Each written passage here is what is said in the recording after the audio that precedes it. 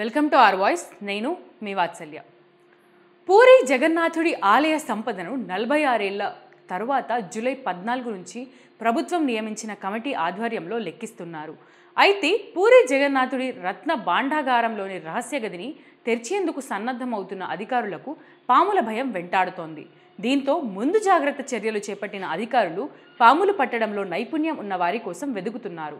జగన్నాథ ఆలయ యంత్రాంగం అధికారి మాట్లాడుతూ, రత్న భాండాగారం తెరిచే సమయంలో అనుసరించాల్సిన మార్గదర్శకాలను రూపొందించి అనుమతి కోసం ప్రభుత్వానికి పంపాం. గది తెరిచే వేళ పాములు పట్టేవారు ఓ వైద్య బృందాన్ని అందుబాటులో ఉంచాలని కోరాం అని తెలిపారు. పూరి జగన్నాథుడికి చెందిన వెలకట్టలేని సంపదలను 5 కర్రపెట్టెల్లో ఉంచి రహస్య గదిలో భద్రపరిచారు.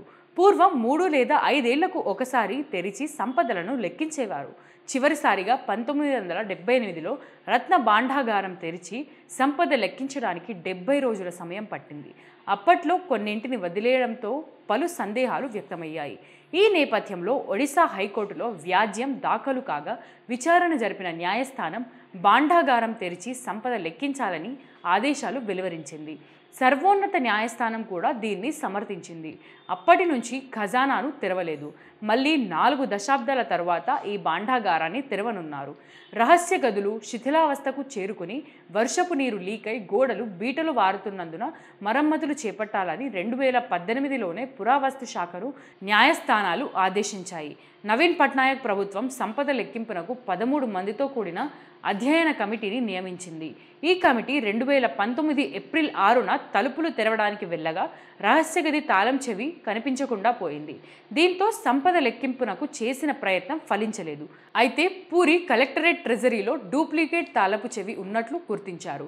ఈ క్రమంలో తాము అధికారంలోకి వస్తే భాండాగారం తెరపిస్తామన్న హామీకి కట్టుబడి బీజేపీ ప్రభుత్వం retired judge justice Vishwanath Rath అధ్యక్షతన 16 మందితో కమిటీ వేసింది. గత 46 ఏళ్లుగా రత్న భాండాగారం తలుపులు తెరవకపోవడంతో అందులో పరిస్థితి ఎలా ఉందో ఎవరికీ అవగాహన లేదు. దీంతో జగన్నాథుడి సంపద లెక్కింపుపై సర్వత్రా ఆసక్తి నెలకొంది. ఆలయ కింది భాగంలో రత్న భాండాగారం తెరిచిన అనంతరం సంపద లెక్కింపు, ఆభరణాల భద్రత, మరమ్మతులపై ప్రభుత్వానికి జస్టిస్ విశ్వనాథ్ రథ్ కమిటీ ఓ నివేదికను అందజేయనుంది.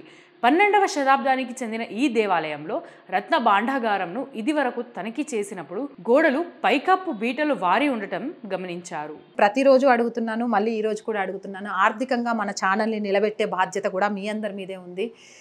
మన ఛానల్ రెవెన్యూ చాలా చాలా చాలా తక్కువ. ఒక ఆఫీస్ లేదు, మనది అనే ఎక్విప్మెంట్ లేదు, అంతా రెంట్ బేస్ మీద.